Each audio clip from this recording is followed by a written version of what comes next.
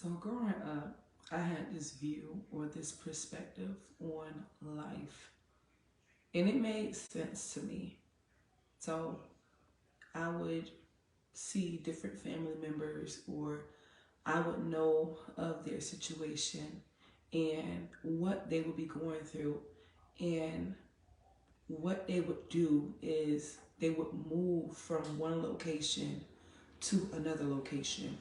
There were even times where I had family members actually living with me, and the view that I had on life was that, man, if things get hard, if life doesn't work out for me on this side of the world, or this relationship doesn't work out for me, or that marriage, or there was some drama that broke out over here, then I can uproot and I can go, I can leave and I can start a new life. I can have a fresh start. I can leave the hood. I can leave the place where I've had a bad experience or a bad childhood. I can leave. And so I saw that throughout life. And so in my mind, when I would interact with different family members who were staying with us at one point, in my mind, I'm like, okay, I'm gonna do this one day. I'm gonna do this one day because my childhood wasn't the sweetest, and so I understood that, man, I can just, whenever I get 18 and I get my job, I'm gonna leave. I don't know where I'm gonna go, but I understand that, hey, you can make a change, you can make a difference, you can uproot and you can go and you can have a fresh start, and you can live in a place where nobody knows your history, nobody knows your past, nobody knows your upbringing, nobody knows what you've gone through and what you've experienced. You can just start fresh. Until I realized that those same family members and those same people who I knew about, when they would come and move into our location or live with us, their problems would not necessarily go away. Sometimes it would even be worse. And in my mind, I would try to understand, well, what's the problem? What's happening? You left like over 300 miles to come here, and things are harder for you now. Like, what's the real issue? And I could not understand it. I could not understand it until I actually got saved, and I realized that my problem, our problem, isn't man. Our problem is us a lot of times. I'm not saying people don't do things to us, people don't hurt us, people don't backstab us. What I'm saying is, a lot of times when we try to run from our problems, it's really us, and we make people our problems, but internally there are issues that we deal with and that we've had gone through that we've never addressed or we've never dealt with. So I'll give an example.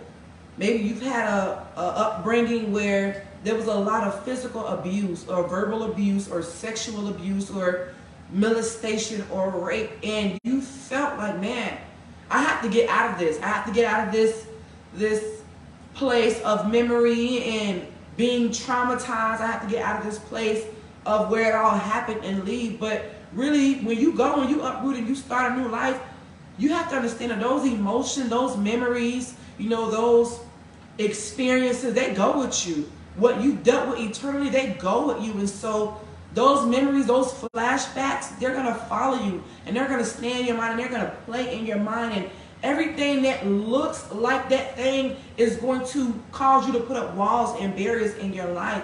And so if we can learn to overcome the things on the inside, then we can learn to overcome the things on the outside. So it's not always about getting up and leaving, because I thought that was life for me. In my mind, I had it all planned out. Like, man, as soon as I turn 18, I'm going to Orlando. And if Orlando doesn't work out, then I'm going to go to Georgia, because I've heard good things about Georgia, because that's what I saw growing up. I saw different family members like just uprooting and leaving, and so that was how you solve problems. That was how you get through life. You if you don't like it, if things doesn't work out, then you can move and start over until those same problems begin to follow you. Sometimes we think and we convince ourselves that, man, maybe if I go to a place where nobody knows me, nobody knows my history, then it will be better. And then you find it worse. And this is why some people go back to their hometown.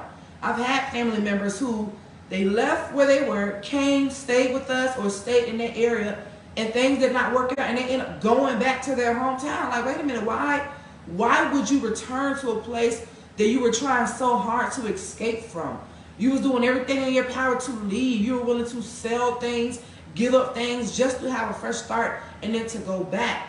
And so what happens is we don't really understand that people, things are not the issue. The inside of you, your heart, your desires, your emotions, things that are embedded in your soul, that is the problem. That is the issue. And so when we sin against God, or when we sin, period, something in us lets us know that, man, I cannot run to God. I cannot run to God. And that's what I'm referring to, is that guilt, that conviction, that shame, like Adam and Eve. When Adam and Eve ate of that fruit in the Garden of Eden in Genesis 3, instead of them running to God and saying, wait a minute, we did something that was really, really bad, because now our eyes are open, number one. Number two, we know, we now have the knowledge that we are naked and we have to clothe ourselves, because that makes sense to us. And so instead of them running to God and telling God, hey, we broke this, we messed this up, we corrupted it, we disobeyed you, they ran out of God's presence and they tried to hide themselves. And so we go through things throughout life, and we call ourselves running from God and trying to hide from God, trying to run from our problems, trying to avoid our problems, because we think that maybe running away is going to solve it. Running away is going to fix it. Man, if I just run away, if I just forget about what was in Minnesota, or if I just forget about what was in Indiana, if I just forget about what was in Arkansas or California, then life will get better. Things will get better. I'll meet new people. I'll start a new relationship. I'll start a new job. I'll leave everything behind, thinking, convincing myself that it will get better. Adam and Eve didn't make it that far as trying to do things on their own and, running further and further away from God. But they were long enough to where God noticed, hey, wait a minute, something's different. Something's off. What's going on? Wait, did you eat of the fruit that I told you not to eat? God had to confront them. And they told God, yes, we ate of the fruit. We ate of the fruit. And so what I had to learn, because this was really, really hard for me, because I saw it so much of just family members just running away from their problems, that was in me to do. And so when I would fall short of the glory, when I did get saved and I would fall short of the glory, I would run away from God. And this is what opened the door to backsliding for me, because wait a minute, I just messed up. There's a problem that I just created, and I don't know how to fix it. I don't know who can fix it, because all I saw growing up is people running from their problems. And so I'm gonna run from my problems. Although I just fell into fornication, although I just smoked again, even though I said I would never do it, although I just slipped up one, I'm going to run and avoid the fact that God is calling me to repentance. I'm going to avoid the fact that God is calling me to pour out my heart and to give him my burdens and my yoke. I'm going to avoid the fact that God is saying, hey, you can come to me. There is safety in my arms. You can let me know that you broke it and I will fix it. And so I didn't grow up seeing people address and confront their problems. I grew up seeing people run from their problems and making more problems. And so that's how it is when we sin against God and we try to run from God, thinking that we can fix the problem on our own. Man, maybe if I just stopped going to church because I just fell into fornication, maybe if I stop going to church and help myself to not fornicate no more, then maybe I can do this and then I'll go back to God. And that was not the case for me. You see, we do not have the power to overcome sin on our own. We do not have the power to fix our problems and to solve our problems on our own. Yes, there are times where the Lord will allow people to move, but if you are moving for the wrong reasons, if you are moving to escape life and escape drama and escape reality and escape your childhood, that's not going to fix it. That's not going to resolve the matter. Especially when you are the issue. We don't like to point the finger at ourselves. We like to play the blame game, and we like to blame, our uncle, our mom, our father who was an alcoholic and abusive, the mom who was on drugs, our siblings. We like to blame everybody else except ourselves.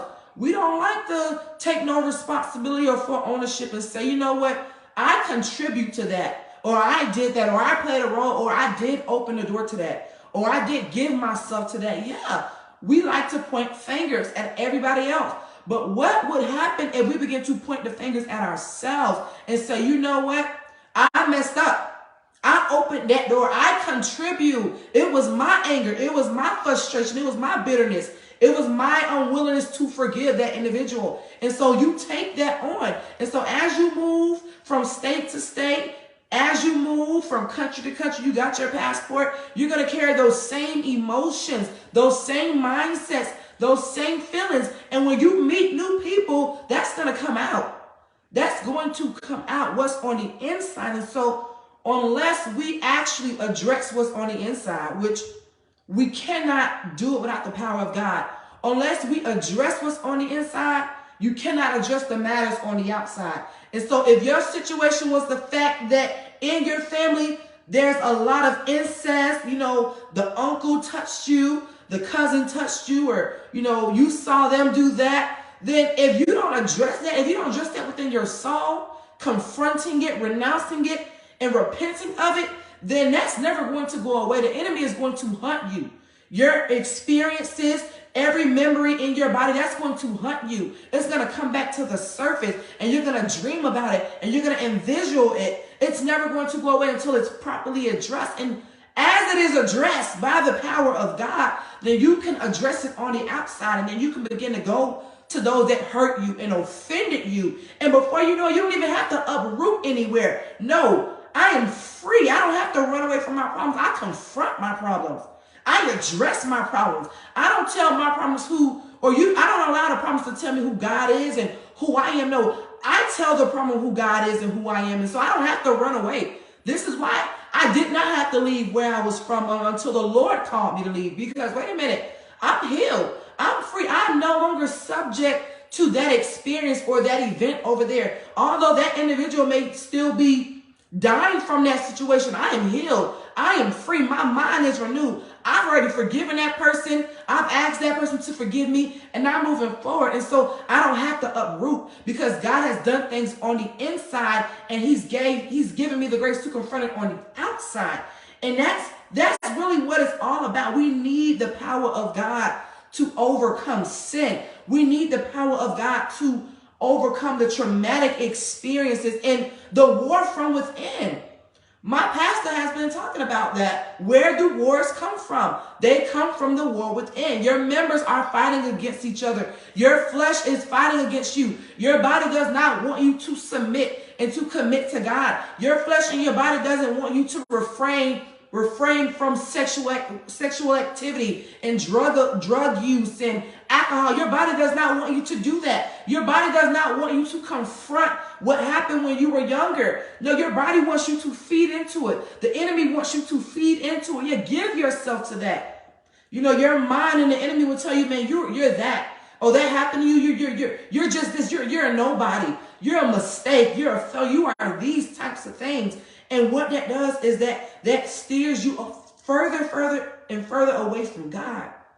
Sin, guilt, shame, condemnation. Paul says in Romans 8 that there is now for no condemnation to those that are in Christ Jesus. There is now therefore no condemnation to those that are in Christ Jesus who walk after the Spirit and not after the flesh. No, the more I pursue God and follow after God and chase after God, then He's going to give me the power to address what's on the inside. He's going to heal you in the process. He's going to heal you. Some of you don't believe that God can heal you because you've been broken and wounded and betrayed so much. Some of you have moved from location to location just to get right back in the same mess, right back in the same situation. Like, wait a minute. I left Florida to go to Alabama, or I left Florida to go to Missouri, or I left Missouri to go to Canada, or I left Canada to go to New York just to be back in the same situation. Like, wait a minute. Why is this happening? This is not the way life is supposed to go. I'm supposed to move, start a new life, and it's supposed to be different. It's supposed to look different. Why? Because it makes sense. Nobody knows me here. What we fail to understand is that man, like I said, I had to learn this throughout the years. Men is not our problem. Men is not your problem, because we will play victim real quick. We will have a victim's mentality, a victim's mindset, and we will blame every person, everybody. Everybody is the blame. We will play victim, and we will come off as though we are innocent. And that, no, oh no, I'm a good person. I've never done anything. People have always hurt me and come after me and did me wrong. And so that's why I left. That's why I've come here. You know, I'm here in Georgia, and oftentimes people ask me, why are you here? Why did you come here? Why? Because most people are here because they are running from their problems. They run from their problems, or they're in a relationship, or they're in college. There's only so many options. But the Lord called me here. And so it's different when you are not running away, because I did not run away. The Lord called me here. And so there is a difference, because you may say, well, there's nothing wrong with moving. You are right. There is nothing wrong with moving. There's nothing wrong with uprooting, getting your stuff, packing up, and going to a new location. There is nothing wrong with that. It becomes a problem when you're running from things. It becomes a problem when you are running from problems and situations and issues. And so, no, there's nothing wrong with getting up and leaving, wanting to start a new life. But what you have to understand is, if you do not address the problems in your life, the issues in your heart, then things are not going to get better. You can deceive yourself and tell yourself, you know what, this was too much for me. I know people like that. Even here in Georgia, I meet people from all over the world. And as they ask me, what brought you here?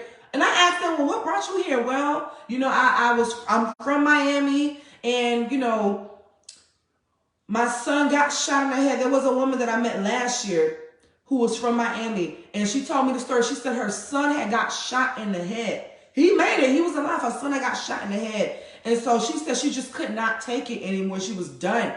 And so she said she just left everything and drove and came to Georgia. And then she began to tell me, but you know what? Things have been hard. Things have been harder here than they were in Miami. And I began to think to myself, well, that's not supposed to be that way. It's not supposed to be that way. You know, when you uproot and you leave, it's supposed to get better, right? Because that's what we believe. That's what we are convinced of, that it's supposed to get better. We convince ourselves of that. And the truth of the matter is, that is not true. That lady, as I spoke with her, I realized, oh, you have problems on the inside. You have a lot of hurt. You have a lot of bitterness. You have a lot of unforgiveness. You have a lot of discouragement and depression. You have a lot of hatred in your heart. You have a lot of anger in your heart. You are angry with some people. You're not being honest about it, but you are angry with some people right now. You are mad at some people. You are bitter towards some people. You know, if you could, you would never deal with the person ever again. And you don't realize that you take that on. You are taking that on. That is becoming intertwined in your soul. And do you know what happens to people who harbors unforgiveness, who harbors bitterness, who harbors grudges? You know what begins to happen to them? They begin to have like mental illnesses and health issues. No, you took that on. You don't realize that what happened back in Miami wasn't the problem. You were the problem. Things that happened in your childhood, that's the problem.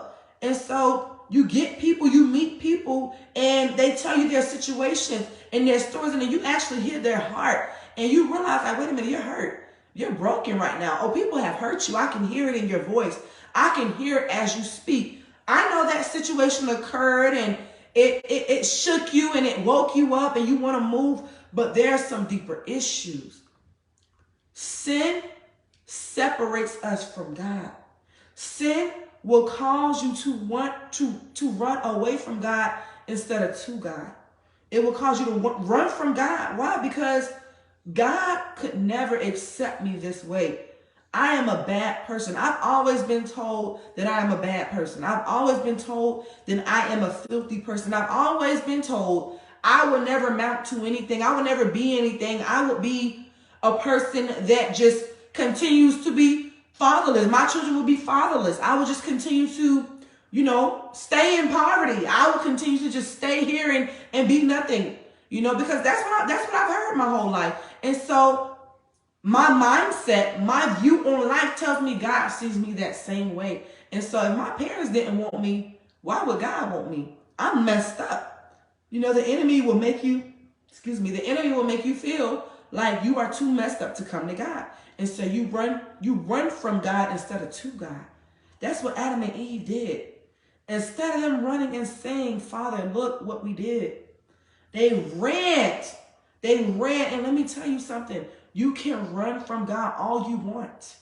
And you can try to avoid the fact that there's issues that you left back in Missouri. There's issues that you left back in Colorado. There's issues that you left back in Utah and in Texas. There's issues that you left there. And so you can run and start your life and pretend as though nothing ever happened. But you cannot run from God. He sees all. And if he loves you enough, then he's going to continue to pursue you. He's going to continue to chase after you because he wants you. And so everywhere you do go, you're going to find God. You're going to meet God. You're going to come face to face with God. People everywhere that you turn are going to be talking about God. You're going to be driving on the road or the highway, and you're going to see billboards of scriptures. When you're driving on the road, you're going to see little signs that Jesus is coming back because you're not going to be able to escape him. You're not going to be able to run away from him. And on the inside, man, God is calling me. I keep running away from my problems, but God is calling me. Why? Why are these things happening in my life? Why is my life so messed up? Lord, why is it that every time I uproot and I go to a new location, problems seem to find me? Do you know that? People try to run away from their problems, but the problem finds them again. It finds them again. And God is saying, I am trying to get your attention. And if we just slow down for a moment and consider that God is trying to get our attention, or maybe God is trying to get our attention, then I'm telling you, the world will be a different place. The world will be a different place. People will stop trying to play victim. People will stop trying to point fingers at everybody else. And, even the devil. Let me tell you something. Your problem is you. Your heart, your desire, your unwillingness to adjust, your unwillingness to let go and to forgive. You are the problem. You. And if we could see it for that, then maybe we can stop running. If we can see it for what it is, maybe we can stop running and start fighting. Maybe you can start fighting the right way. I'm not talking about against people, because Paul says in Ephesians 6 that we wrestle not against flesh and blood. And so the war, the battle, the fight, it's not against physical people, the people that you can see. They are not your problem at all. There are strongholds. There are strong men. There are principalities. There are powers of the air and rulers of darkness that are in this world. They are governing the planet. And so they're causing there to be incest. They're causing it to be, fornication in the land, and lust and perversion and pedophilia and lying and stealing and murder. They're causing this to happen in your city, in your region. And so when you begin to consider, wait a minute, I'm fighting the wrong way. First of all, I need to stop running. I need to stop running from God, stop avoiding God, run into his arms, submit and yield to him so that he can raise me up as a soldier in his army, and so that he can teach me to fight. He can teach my hands to war and my fingers to fight. He can teach me some things. He can teach me how to overcome on the inside so that I can overcome on the outside. Listen, if we learn to take some authority and dominion and possess our souls and do it on the inside first, internally, then we can do it externally. We can begin to confront and address something. We can begin to break some things and uproot some things. You want to uproot and go? You can uproot some things of your past. You can begin to uproot some curses and break some cycles. You just have to stop running and fight. And there's a way to do it. There is a way to do. You have to do it the Lord's way. And you cannot allow sin, self-condemnation, things of your past to cause you to run from God, that's the person you should be running to. But you know, our body, our flesh, the enemy, the world tells us otherwise. God doesn't want you. God doesn't want anything to do with you. Just live your life. And as you live your life, find ways to maneuver around the problem. Find ways to maneuver around the hurt. Find ways to maneuver around the traumatic experience. And Jesus is saying, come unto me, all of you who are laden and heavy burden, I will give you rest. Don't you want rest from your problems? Some of you, are you not tired of going through the same thing? You keep moving and relocating, and you keep going through the same thing, the same stuff, the same cycles, the same men, the same women. Man, every state I go to, I keep encountering the same type of women. Every city I go to, I keep encountering the same type of men. I keep falling into the same situation. I meet someone, get pregnant, have a baby, and we break up. The same thing. Now you are stuck with 5 kids, 4 kids, 6 kids. Yeah. When are you going to wake up and realize that you have to run to the one who can heal you and make you whole and cleanse you off and give you new purpose, new identity, and teach you what it's like to actually fight and confront. We don't like confrontation. We rather not confront the problems. We rather run from them.